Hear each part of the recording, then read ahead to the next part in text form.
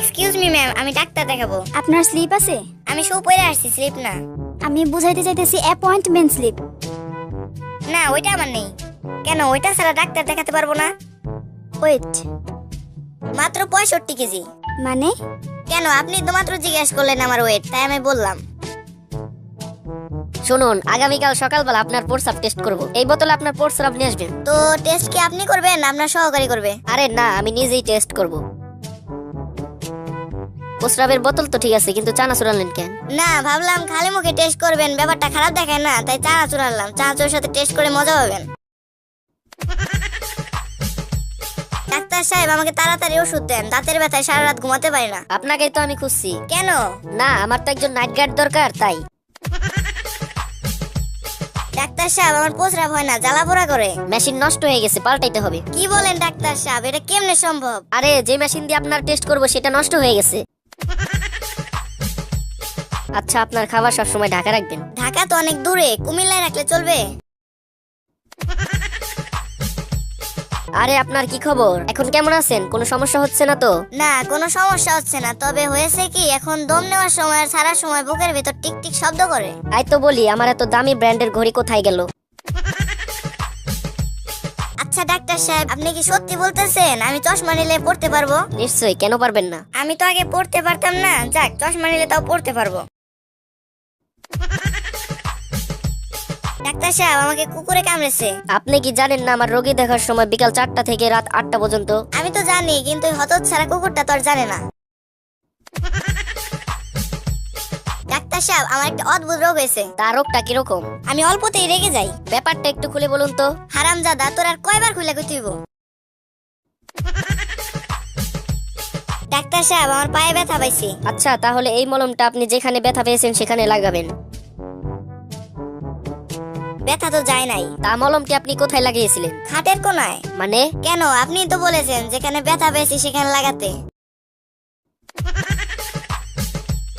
মনে হয় ওষুধটাই কাজ করেছে। আজ আপনার কাশির আওয়াজটা বেশ ভালো ঠেকছে। ভালো তো হবে, কাল সারা রাত জেগে কাশির প্র্যাকটিস করেছি না।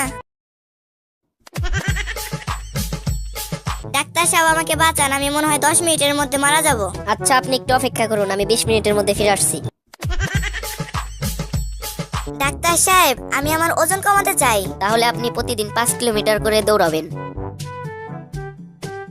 ডাক্তার সাহেব, আমার ওজন তো অনেক কমছে, কিন্তু আমি বাড়ি যাব কেমনে? আমি প্রতিদিন 5 কিলোমিটার করে দৌড়াতে দৌড়াতে বাড়ি থেকে 1825 কিলোমিটার দূরে চলে আসছি। ডাক্তার সাহেব, আমার পেটে অনেক গ্যাস, কিন্তু ভালো দিকে যে আমার গ্যাসে কোনো গন্ধও নেই, শব্দও নেই। এখানে বসে আমি 15-20 বার গ্যাস ছেড়েছি, কিন্তু কেউ টেরই পায়নি। এই ওষুধটা খান, আর 1 সপ্তাহ পরে আসবেন। ডাক্তার সাহেব, এটা আমাকে কি ওষুধ দিলেন? আমার গ্যাসের শব্দ নেই, কিন্তু জঘন্য গন্ধ। আপনার নাক ঠিক হয়ে গেছে, এবার আপনার কানের চিকিৎসা করতে হবে। আই এম সরি, আপনার ছেলে মারা গেছে। আব্বু, আমি তো মরি নাই। চুপ বিয়াদব, তুই কি ডাক্তারের চেয়ে বেশি বুঝিস নাকি? ডাক্তার সাহেব, আমাকে বাঁচান, যখন আমি জেগে থাকি মনে হয় আমার পাশে জিরাফ বসে আছে। আবার কখনো কখনো শিম্পাঞ্জি খাওয়ার সময় ভাগ বসাতে চায়। তাছাড়া হাতি, গন্ডার, হরিণ তো আছেই। আমি এখন কি করব ডাক্তার সাহেব? আপনি মোটেই চিন্তা করবেন না, বাড়িতে একটা খাঁচা কিনে ঢুকে পড়ুন। ডাক্তার সাহেব, বেশি দিন বাঁচার উপায় কি? যান, গিয়ে বিয়ে করুন। কেন, বিয়ে করলে কি বেশি দিন বাঁচা যায়? তা যায় না, কিন্তু বিয়ে করলে বেশি দিন বাঁচার চেষ্টা করবেন না। আচ্ছা ডাক্তার সাহেব, দুনিয়াতে এত চিহ্ন থাকতে আপনার প্লাস কেন বেছে নিলেন? দেখুন, রোগী মোরগ বাবাসুক, ডাক্তারের পকেট তো সবসময় প্লাসই থাকে।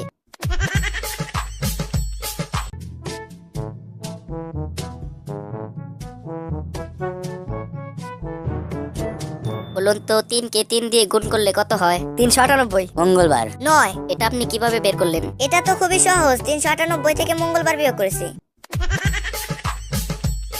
এখানে বসেন, আমি আপনার পরীক্ষা করব। আমার প্রস্তুতি নাই, আমি পরীক্ষা দিতে পারবো না। আরে, এটা ওই পরীক্ষা না তো, আমি আপনার রক্ত পরীক্ষা করব।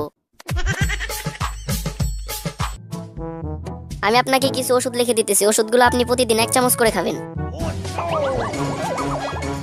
ডাক্তার সাহেব, খালি ওষুধ খাইলে চলবে না, চামিচ খাইতে তো অনেক কষ্ট হইব। যান, এখান থেকে বের হন।